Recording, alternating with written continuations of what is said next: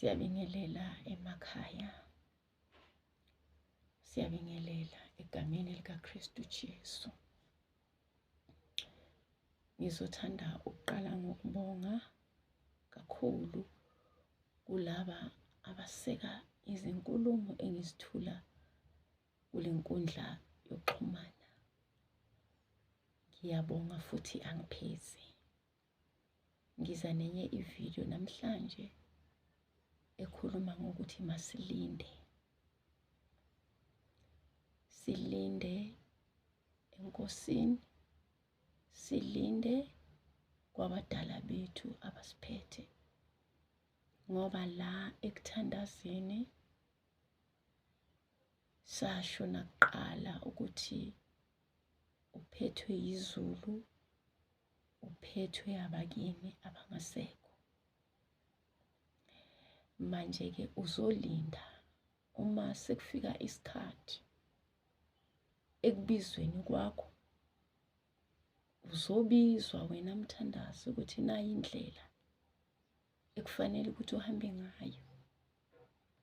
Uphiwa isipho wena okufanele ukwenze ukwamukela. Ekwamukeleni kwakho kuchaza ukuthi usuyavuma ukuthi uhlukana ney'nkinga, uhlukana nokugula uma usuwamukele. Though uzothi noma uthandaza ama-test azobe khona endleleni, kodwa la sizokhuluma nomuntu ekufanele amukele. Ngoba siyazi lapha ukuthi ekwamukeleni ubizo kunzima. Abantu baba nezinto abazibambezela ngazo uma etshelwa ukuthi unomoya angajabuli. Siyavuma ukuthi akukho mnandi ukuthi usaphila impilo yakho enormal uzwe sekuthiwa wena unomoya. Ngoba uyazi ukuthi mase unomoya usekufaneleke ukuthi ukhuzeke ey'ntweni ey'ningi ozenzayo. Kuzoshintsha izinto eziningi kuwe. Manje abantu bayaye bangakuthandi mawuzwa umuntu umtshela ukuthi unesipho somoya, futhi lesipho naso esokusiza abantu mhlawumbe ngendlela yesintu noma ngendlela yesikholwa. Ayikho nje umuntu into afuna ukuyizwa, okusho ukuthi le ndlela inzima. Mawuyibhekisisa le ndlela ifana nendlela yomzalwane oseka sengaphakathi enkonzweni, kodwa ukuthi mekufundiswa izwi uthola ukuthi akafuni ukuvumelana nalo, ngoba izwi liyamkhuza umuntu. Izwi likhuluma ngakho konke esikwenzayo emhlabeni. Kodwa ngoba abantu kusesemnandi ukuba semhlabeni, bayaye baye enkonzweni kodwa bangafuni ukugcina imithetho kaNkulunkulu. Ngoba umthetho wesonto nokaNkulunkulu awufani. Nalana ekubizweni ukhona ukushintsha. Sake sasho ukuthi uqoqa ulimi lwakho, ushintshe inkulumo, ushintshe ukugqoka, ushintshe ukuziphatha. Uyaqoqeka, ubizo liyamqoqa umuntu. Ubizo lumenza ukuthi ahlonipheke. Ubizo umuntu lumenza ukuthi abe nanesithunzi. Ngoba indlela ozobe uphila ngayo iyahluka. Uzumangalelwe nabangani ukuthi hawu, lona sekwenze njani. Angithi uyayibona noma sowukhethe uNkulunkulu, sowudecide ukuba umzalwane, sowudecide ukuhamba ngendlela uNkulunkulu afuna ngayo. Kusho ukuthi usuyaphuma kule ndlela zasemgwaqweni. Abangani bayaye bathi uyabhora. Abangani bayaye bazibuza ukuthi yini ngalo. Kanti sekufike izulu manje kuwe. Manje-ke uma usuzoshintsha indlela kamoya, ushintsha indlela yokuphila, kukhona kwabanye abantu lapho okungajabuleki khona ngawe, ngoba basafuna umkhozi wabo, abafrika naye, basafuna umkhozi wabo, ababloma naye, kanti wena usuyaphuma kulezo zinto. Manje utholisakala ukuthi nawe awukakabi prepared ukushintsha kulezo zindlela. So kujwayelekile-ke umuntu ukuthi angafuni, aphike, akhombe nomunye wasekhaya ukuthi hawu mntanami ulithathile ubizo, kanti umntanakho uhambo lwakhe ubizo. Nawe kufanele ukuthi uhambo lwakho uhambo, or udadewethu or umfowethu ulithathile ubizo. Yebo, kodwa umunye nomunye hamba indlela yakhe. Manje akubi mnandi, ubheka nangendlela azogqoka ngayo, kufanele manje ahlonipheke. Esekufanele ayekele amabhluko khona, hayi uyalwa. Angithi niyayibona le ndaba. Manje akubi lula, ubheka into eziningi umuntu, ubheka izinto ezingenamsebenzi anyeke azuze ngazo empilweni, kodwa uma engalithathi lolu hambo uthola ukuthi nalezo zinto ayifunayo ziyogcina zimphunyukile. La kudingeka ukuthi ithi masowuthola ukuthi unohambo, qina ubese uyamkela hambo lolu likamoya, bese uthela umoya wakho phansi. Kuyahambeka bazalwane. Uma usahanjiswa sowuthole mhlawumbe umsizi okuhambisayo endleleni, ngithanda ukukhuluma ke ngomuntu osekethole umsizi noma esethole indawo lapho esizwa khona ngalo hambo lwakhe lomoya ukuthi wenze njani. Nalapho okhona bebekuphatha kanje wena wenze njani. Mawufika emzini wabantu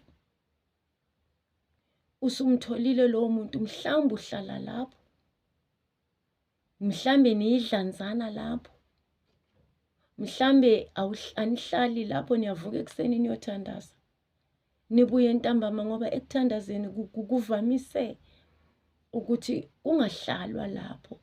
Abanye bayahlala, abanye abahlali, kuya ngokuhlukahlukana kwey'ndawo. Utholisakala ukuthi niyafika ekuseni ntambama niyachayisa. Jwayela ukuthi mawufika emzini wabantu uyithobe. Awenzeli bona umusa, kodwa usenzela wena, ngoba uyaqala manje uyadisciplineka. Mawufika lapho uzothandaziswa, uyahlonipha, futhi ungafuni ukuthi kuthiwe dobha iphepha mthandazi noma gogo, dobha iphepha. Nawe uyawubona udodi, butha, qalaze lapho uthandazela khona ukuthi kube clean. Yebo khona awuzelanga ukuzoklina lapho, kodwa nje asithi nje ni-5 lapho. Bakhona abazodelela, kodwa mina ngikhuluma nawe ukuthi awudeleli. Mawufika nje into yokuqala uthola ukuthi akuhlanzekile lapho, ungalindi ukuthi uzutshelwe. Siyazi ukuthi amathwasa kuthiwa ayasebenza emizini yabantu, ayenze ayawashiswa. Angikhulumi mina ngalokho, ngikhuluma ngabathandazi, abathandaziswayo, ukuthi mawufika lapho kulelo khaya, mawufika kulelo gumbi okuyiladi lapho enikhulekela khona, qoqa amaphepha, hlalisa kahle itulo, lula amacansi, wenze ngendlela ekufanele kwenze ngayo. Sesakhuluma kudala ngenhlanzeko, ngoba nawe uzofika lapho uclean, uzithande. Nabo labo ufikela kubo, nalabo hamba nabo ekuthandazeni, babone ukuthi hayi uyayithanda lo mthandazi. Ngoba uvamisile lo mkhuba wokuthi abantu bathi bethandaziswa, angalishintshi ijazi thandaze ngalo liphela iviki, uthola ukuthi limhlophe nalelo jazi elimhlophe lilasta 1 day, jazi eliyelo lilasta 1 day. Ublue mhlawumbe ungamgqoka 2 days 3 days, uyawasha. Fanele ukhuthale ngoba kuthiwa isithunywa asihlali lapho okungcolwe khona. Isithunywa sihlanzekile, hlale kushiwo ukuthi mawungcolile siyamangala thina ukuthi uphethe inhloboni yesithunywa. Manje uyadingeka ukuthi uzithobe, uyadinga ukuthi ubaba wakho noma umama wakho lokhambisayo mawukhuluma naye ubala amagama, noma ungakhuluma naye umile kodwa ubala amagama. Jwayela ukuthi mawukhuluma naye kube nokugoba kancane amadolo. Angithi mdala kuwe uzokukhombisa indlela. Ngokwenze njalo awenzele omunye umuntu ifavor, uzenzela wena. Ungathi ngoma sowujwayele noma usowenza ama-jokes, ngoba phela khona omasheshe ajwayelela abantu emzini yabantu. Uthi noma wenza ama-jokes wenza isinoma kanjani, kufanele uhlale ukhumbula njalo ukuthi ufike kanjani la. Mawuthoba esithunyweni salapho esakho sizothoba phansi kwesalapho, akushiwo ukuthi isithunywa sakho sincane, kodwa la uzokhonjiswa indlela. Ngoba kukhona abathandazi abathi mase sebekwazi ukuhlola bese bacabanga ukuthi baqedile kanti indlela iyaqhubeka.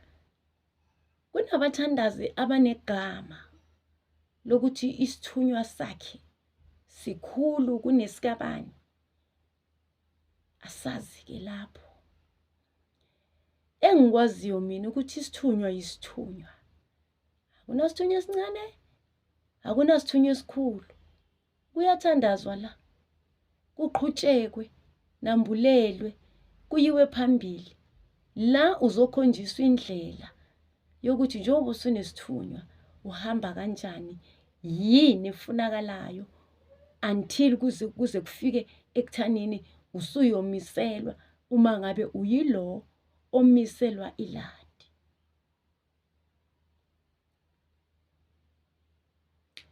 Manje abantu mabayeke ukuthi banezithunywa ezinkulu. Isithunywa nje isithunywa. Mina nginaso isithunywa esikhulu, anginaso isithunywa esincane. Nginesithunywa. Full stop. Yabona mawuzibeka kuleyo level yokuthi wena uyathandaza. Yabona ngisho sokuthiwa ke manje usunesigodlo uthandazisa abantu. Awulibe ubatshele ukuthi ngimdala kini nginesithunywa esidlule seni. Awusikhulumi lezo zinto. Kodwa nje uqhubeka nabantwana bakho kahle. Yazi kumnandi ukuthobelana, nithandane, nithembane. Nimeme umoya wokuthula, meme umoya kaNkulunkulu. Nawe wena mama wakhona othandazisa abanye noma baba wakhona, mawunalo moya uyazi sikhula kakhulu. Sikhula kakhulu isithunywa. Hlonipha isithunywa sabantwana bakho. Abadlakavuli mawukhuluma nabo. Nani nithobe bantwana bakhona lapha ekuthandazisweni. Yazi ukuthi niyashesha uqeda ngoba ingilosi yakho iyagezeka masisha. Yahlambululeka masisha, yafunda masisha. Nokuzinikela kwakho, nokuphathana kahle nabanye eninonke kuleyo ndawo. Lalele. Kuzohamba kufike ekugcineni. Mase kuqediwe sekufanele ukuthi manje uphelezelwe uyiswe ekhaya. Mawufika lapha ekhaya sowenzelwe konke, sowuselwe wedwa manje, ungabheki ukuthi kuzongena abantu. namhlanje kungeniswa iladi, kuvulwa isigodlo ngokomoya ofanelekile, bese wena ubona ukuthi next week kuzongena abantu kugcwale la eJardini. Ngizokhulula abathandazi abasanda kumiselwa ukuthi ayisika kanjalo. Ungadideki, ungaphela u6 months uhleli kungangeni umuntu, ungaphela unyaka angeni umuntu esigodlweni, ungaphela umoya. Ngena clean isigodlo sakho sibe clean, vula amafastera kushaya umoya, qoqe kahle, noma amabhayi akho, amajazi akho, iziphika zakho kube kuhle lapho, kube ngathi kungena abantu, kungangena abantu. Ungavumi ukuthi kube nedust, ungayidikili indawo yakho, ungayidikili indawo yakho mthandazi. Awuyazi inkulumo engale kulabo abakuphethe, awuyazi inkulumo esabantwini abadala abakuphethe ukuthi bakhuluma bathini, awuyazi inkulumo ehliswa ingilosi yakho elinde isikhathi sayo ukuthi isikhathi mase sifikile kuzosivulekela, kuzovuleka. Ungasheshi ube nejudgment, ungasheshi uthi ugobela wami ungivalile, noma umama wami kamoya ungivalile, noma ubaba wami kamoya ungivalile, noma umndeni wami ungivalile, ngoba inkulumo iyashesha ukuphuma emlonyeni womuntu makangaboni kungahambi ngendlela afisa ngayo, bese athi uvaliwe. Akho umuntu okuvalile. Angithi noma ngabe uvaliwe kuyavulwa. Yingakho kunabelaphi abalaphayo bakuvulele uvuleke. Manje hlala phansi uphume egameni lokuvalwa. Asisho ukuthi akukho, kodwa ungasheshi ugijimele lapho. Hlala wena ukhuleke, ukukhulekise futhi, ukukhulekisa ukuthi mabangena abantu, alikho icala ekukhulekeni. Noma kungangena abantu abayi2 ngelanga noma ngeviki, kuzoba khona umuntu ozongena ozokokota, okubonakalisa ukuthi la ekhaya kunabantu abadala, kunomoya la ekhaya, kunomuntu onomoya, kunomuntu owembethwe la ekhaya. Akuthule kudu. Manje makukujabulise nawe lokho makufikile oyi1 noma oyi2, jabulela ukuthi kukhona sengisho ukuthi noma ngabe uyedwa kukhona umsizile, kukhona impilo oyimonyulile icishiwele wena, khona umuntu omlaphile abe yedwa. Ngoba la uthunywe ukuthi uzosiza, uthunywe ukuthi uzolapha. Akuthiwanga mawuthunywe ezizweni ukuthi uzilaphe uzongena abantu abayi100 ngelanga, akushiwongo njalo. Alikho futhi icala mekungena abantu abayi100 bezolashwa. Uma kuphela nje lokho kudalwe abantu abadala, uma kuyisithunywa sakho esibalandile, kuhle, akusoleki. Noma kungena oyedwa, thobeka ngaphansi kwaleso simo. Ngoba bathandazi, nibeke bese niyatatazela, bese niyathuka, bese niyakhathazeka kakhulu. Gcine nilanda izinto eziyingozi ezokuthi nina nifuna ukuthi kuvuleke, bese abantu bayangena ngoba ufuna ukusebenza. Ngiya-understanda mina ukuthi kuvele kufanelekile ukuthi mawuphiwe kanjalo usebenze, kodwa manje qaphela unyawo lakho, ngoba ngesinye isikhathi inhliziyo yakho izozikuholela ezintweni ezizogcina zilimaze wena. uyolanda into abakini abangazange bakuthuma. Mase beqedile ukuhlala phansi ngenkulumo yokuthi manje umntwana usiqedile, umntwana sekufanele kube ukuthi bazovula noma bazokutshela ukuthi ke thina sicela ke ukuthi wenze ukuthi nokuthi bese uzokwazi ukuqala ukusebenza. Ngoba uzolalela omunye umuntu, uzobona omunye umuntu kugcwala lapha kaMasibhencelezane, kugcwala kuma iy'moto, nawe kube buhlungu kuwe bese uyazibuza ukuthi kanti mina kimi kwakhala nyonini. Usuke uhambe uzilande izinto ayena uSibhencelezane enza ngazo, zifike wena zikulimaze. Yena uthola ukuthi azimlimazi, zikulimaze, zikulimaze enyameni, ziphinde zikulimaze emoyeni. Uyilande into, ufike uyibeke esigodlweni, phambane nesithunywa, siphume, uzothi uvaliwe. Uzoqhubeka yebo usebenze ngakho lokho okulandile, engeke ngikusho futhi ukuthi kuyini, kodwa wena uzobuwazi ukuthi ulandini. Kuzofike kuhlale lapho kusebenze kona. Sihambile isithunywa sibuyele ehlane, sesihleli le, kanti buka lo msebenzi ongaka bowenzile, buka le imali ezingaka ozispendile, ulungisa indlu yabantu abadala, uzilungisa wena konke okwenzile, sekuphenduke izeleze ngani ngayo lento oyilandile, wayiletha la bengakuthumanga. Angikhathali ukuthi noma ngabe yini, kanti mawukhuluma nabo bazokutshela ukuthi thina sidingani. Uma ngabe usujahe ngalo ndlela bazokutshela ukuthi thina njengey'thunywa sivula ngale ndlela, bese-ke wenza kanjalo. Kodwa maningi ama-advice la ngaphandle ekufanele niwaqaphele.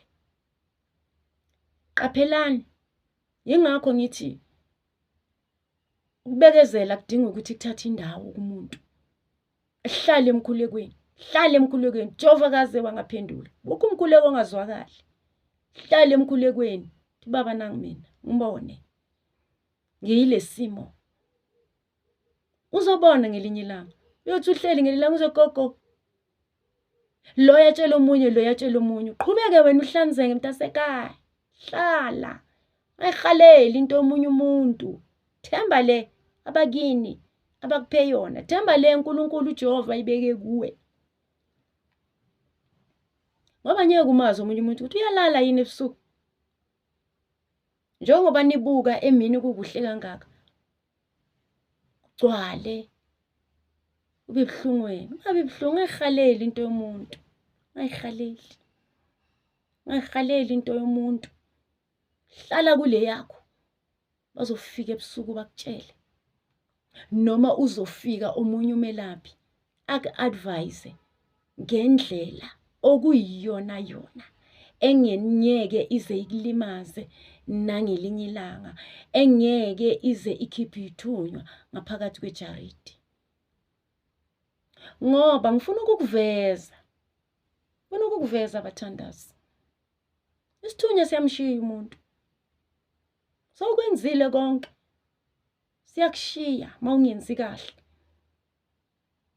Mase sikushiyile usakwazi ukubuyela kulesiya simo owawuyiso ngaphambi kokuthi sisebenze. Sithi mase sikushiyile, yazi umuntu oshiywe isithunywa ugcina esebothoka. Khona obothokayo, khona olibele exoxe njalo ukuthi mina ngangingenje. Tshela abantu.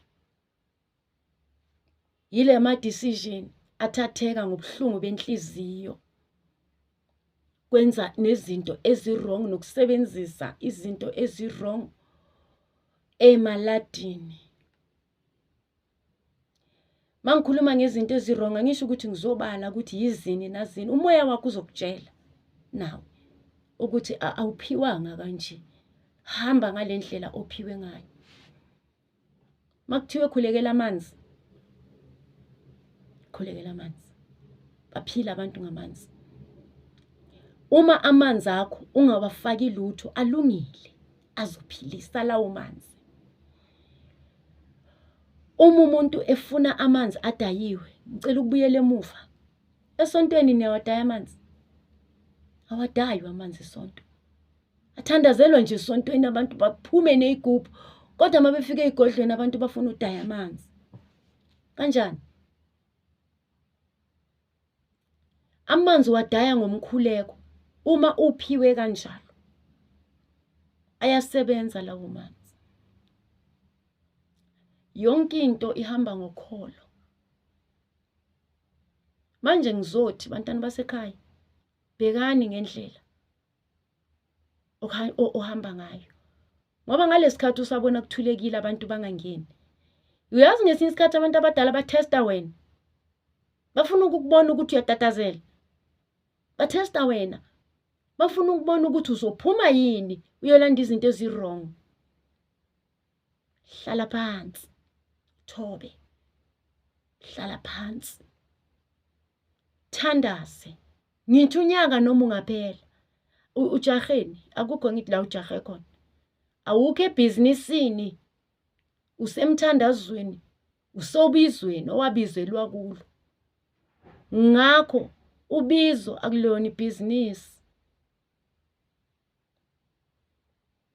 Abantu mabangaxhopheki. Axhopheki ukubona omunye umuntu. Ngoba ngiyazi khona abathi mababona kungena umuntu esigodleni bese bacabanga ukuthi kusala ama-1000 ngama-1000. Lutho.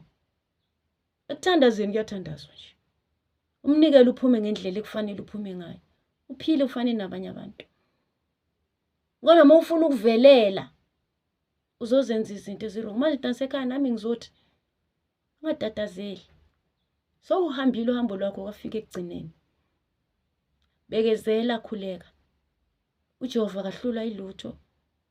Uzovula ngesikhathi. Isikhathi sikaJehova asikaze saba wrong. Qiniselani nithobe nibekezele. Amen.